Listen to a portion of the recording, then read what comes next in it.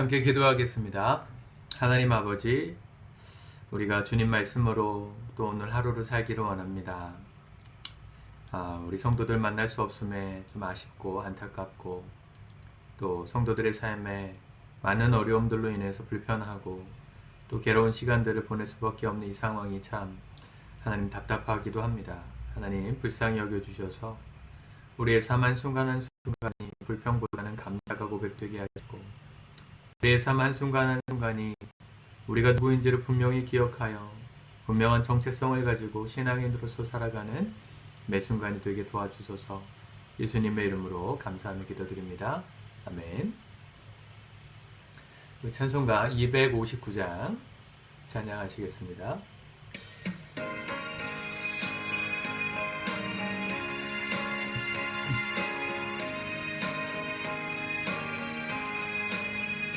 예수 십자가에 흘린 피로써 그대는 씻기어 있는가?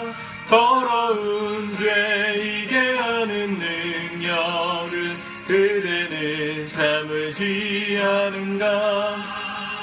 예수의 보혈로 그대는 씻기어 있는가? 마음속에 여러가지 죄악이 깨끗이 씻기어 있는가? 주 예수와 밤낮으로 늘 함께 그대는 행동을 하는가? 아무 때나 어디서나 그대는 십자가 붙들고 있는가? 예수의 보혈로 그대는 씻기어 있는가? 마음속에 여러가지 죄악이 깨끗이 씻기어 있는가? 다시 올 때 그대는 영접할 예복이 있는가? 그대 몸은 거룩한 곳 성중에 들어갈 준비가 됐는가? 예수의 보혈로 그대는 씻기어 있는가? 마음속에 여러가지 죄악이 깨끗이 씻기어 있는가?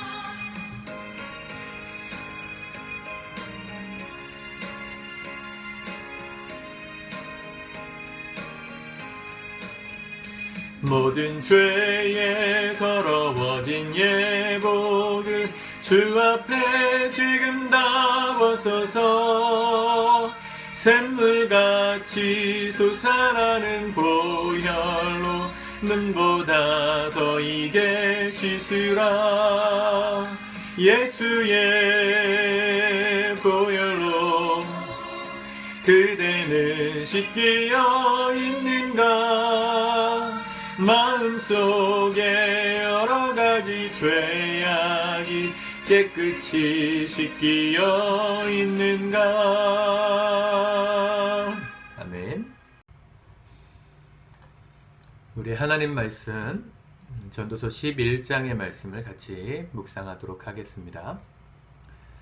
전도서 11장 1절부터 같이 봅니다. 시작. 너는 내 떡을 물 위에 던져라. 여러 날 후에 도로 찾으리라. 7에게나 8에게 나누어 줄지어다. 무슨 재앙이 땅에 임할는지 내가 알지 못함이니라. 구름에 비가 가득하면 땅에 쏟아지며 나무가 나무로나 북으로나 쓰러지면 그 쓰러진 곳에 그냥 있으리라. 풍세를 살펴보는 자는 파종하지 못할 것이요 구름만 바라보는 자는 거두지 못하리라. 바람의 길이 어떠함과 아이 벤 자의 태에서 뼈가 어떻게 자라는지를 내가 알지 못함같이 만사를 성취하는 하나님의 일을 내가 알지 못하느니라. 너는 아침에 씨를 뿌리고 저녁에도 손을 놓지 말라. 이것이 잘 될는지 저것이 잘 될는지 혹 둘이 다 잘 될는지 알지 못함이니라. 빛은 실로 아름다운 것이라. 눈으로 해를 보는 것이 즐거운 일이로다. 사람이 여러 해를 살면 항상 즐거워할지로다. 그러나 캄캄한 날들이 많으리니 그 날들을 생각할지로다. 다가올 일은 다 헛되도다. 청년이여, 내 어린 때를 즐거워하며 내 청년의 날들을 마음에 기뻐하여 마음에 원하는 길들과 내 눈이 보는 대로 행하라. 그러나 하나님이 이 모든 일로 말미암아 너를 심판하실 줄을 알라. 그런즉 근심이 내 마음에서 떠나게 하며 악이 내 몸에서 물러가게 하라. 어린 때와 검은 머리의 시절이 다 헛되니라. 아멘. 전도서의 말씀 한 구절 한 구절이 참 마음에 와닿습니다. 이번에 같이 묵상하면서 더 그런 마음이 드네요. 우리가 인생 살면서 다 때가 있고 또 하나님의 법칙, 하나님이 정하신 법칙을 따라 모든 게 돌아간다. 그것이 좀 더 구체적으로 경험되어지는 것 같습니다. 1절에 보니까 너는 내 떡을 물 위에 던져라. 여러 날 후에 도로 찾으리라. 참 심오한 말씀이죠. 흐르는 강물에 내가 가지고 있는 떡, 식량이든 재물이든 던지면 어떻게 되겠습니까? 강물의 물줄기를 따라 바다로 가지 않겠습니까? 근데 여러 날 후에 도로 찾을 거라는 겁니다. 이 말을 성서학자들은 굉장히 어렵게 해석하지만 그냥 쉽게 예를 들면 이런 겁니다. 하나님께서 우리가 가진 것을 나누면 또 떡 위에 띄우면 이게 그 당시 고대 시대에는 운반의 수단이기도 했거든요. 예전에는 산에서 벌목을 하면 지금도 그렇지만 물에다가 이렇게 뗏목을 띄워가지고 아래 강이 넓은 지역까지 그 나무를 옮기는데 그렇게 쓰잖아요. 단순히 어떤 물품을 보내는 택배용으로만 쓰는 게 아니고 고대 시대에는 먹을 것을 예를 들어서 산에서 잡은 호랑이나 사자를 메고 내려올 수 없지 않습니까? 그런 호랑이나 곰을 이렇게 각을 떠가지고 뗏목에 띄워 보내면 아래에서 사는 부족 사람들이 그걸 받아다가 먹고 함께 연명했던 시절이 있었습니다. 마치 그와 같은 거예요. 우리가 가진 것을 물에 띄운다는 것은 나누는 것이죠. 근데 우리 시대에는 그렇게 무엇인가를 나누는 것이 우리 사람들만 가지게 되는 건 아니잖아요. 고대 시대에도 사람들이 예를 들어서 짐승을 잡았는데 물에 띄웠는데 물가에 사는 우리 부족 사람이 아니라 다른 사람들이 가져갈 수도 있지 않습니까? 도난을 당하는 거죠. 그런 일이 생길 수도 있기 때문에 사실은 불안한 일인데 어쨌든 내가 가진 것을 나누면 여기서 나눔의 포인트가 있는 거죠. 그럼 여러 날 후에 도로 찾을 거라는 겁니다. 이게 하나님 나라의 법칙이에요.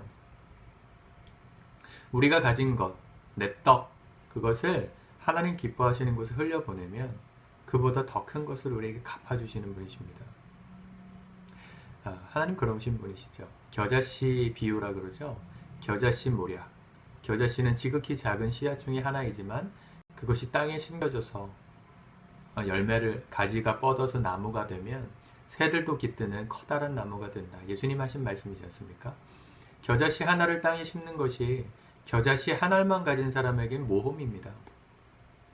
두려운 일입니다. 사실은 내 것을 나누고 그것을 심는다. 굉장히 어려운 일이고 모험과 같은. 그래서 그냥 잊어버리는 거다. 강물에 띄운 떡이 흘러내려가서 없어질 거라고 느껴지는 그 감정. 그게 나눔에 있어서 항상 우리를 망설이게 만드는 감정이죠. 근데 그렇게 나누면 하나님께서 때가 되면 거두게 하신다는 것입니다. 도로 찾을 것이다. 2절 7에게나 8에게나 나눠줄지어다. 바로 이어져 나오죠. 나눠주는 삶이죠. 무슨 재앙이 땅에 임하는지 내가 알지 못함이니라. 나누면서 살았던 사람들은 결국은 그 나눔의 대가를 돌려받습니다. 하나님은요 공짜가 없습니다. 한 달란트 받았던 사람이 그 한 달란트를 잃어버릴까 땅에 묻어두고 돌아보지 않다가 주인이 왔을 때 그대로 드렸을 때 어떻게 됐죠? 책망받았습니다. 나름의 이유가 있었지만 하나님께서 우리에게 맡겨주신 재물, 또 시간, 또 건강, 나에게 있는 것, 그거 괜히 주신 거 아니고요. 그걸 통해서 그냥 그대로 하나님께 드리라는 게 아니라 더 풍성한 열매를 위해서 기꺼이 나누며 살으라는 것이죠. 하나님께만 유익한 게 아니라 우리의 삶을 윤택하게 만드는 방법입니다. 지난주에 우리 재정집사님과 함께 논의해서 우리 교회 성경금을 그 개척한 교회 목사님께 좀 흘려보낸 일이 있었는데 아직 그 개척교회다 보니까 이중직을 하고 계세요. 아파트에서 경비 일을 하고 계시는데 이제 비가 많이 오니까 많이 오는 날에는 그 아파트에서 좀 이렇게 불침번을 서야 한다고 하더라고요.